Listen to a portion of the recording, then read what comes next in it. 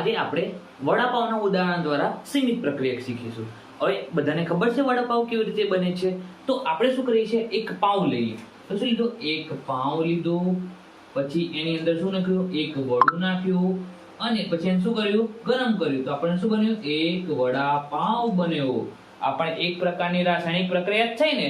હવે સીમિત પ્રક્રિયા આના દ્વારા કેવી રીતે સમજીશું, તો હવે હું એમ કે મારી જોડે 5 પાવ છે. ચલો, આ 1 2 3 4 અને 5 પાવ છે. હવે સામે મારી જોડે 3 વડા છે, 1 2 અને 3. તો બોલો કેટલા વડાપાવ બને? આમ તો કેટલા પાવ, 1 2 3 4 ને 5 પાવ છે, તે 5 વડાપાવ બનવા જોઈએ ને. ચલો આપણે ટ્રાય કરીએ. ચલો, એક પાવ લીધો, એને ખોલ્યો, પછી ચટણી નાખી, વડું નાખ્યું, ગરમ કર્યું, એક વડાપાવ.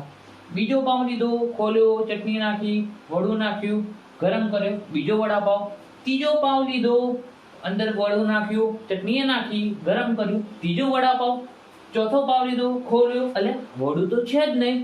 હવે આગળ વડાપાવ બનશે? નહીં બને. ભલે ના હજી બીજા આપણી જોડે 2 પાવ પડ્યા છે, પરંતુ આપણે શું થયા, વડા પૂરા થઈ ગયા. હવે એટલે આગળ વડાપાવ બનશે નહીં.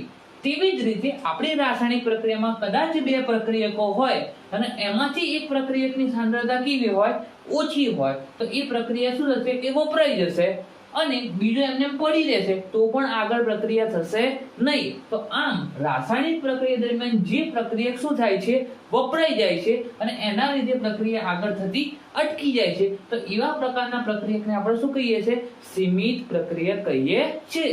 કેટલું સિમ્પલ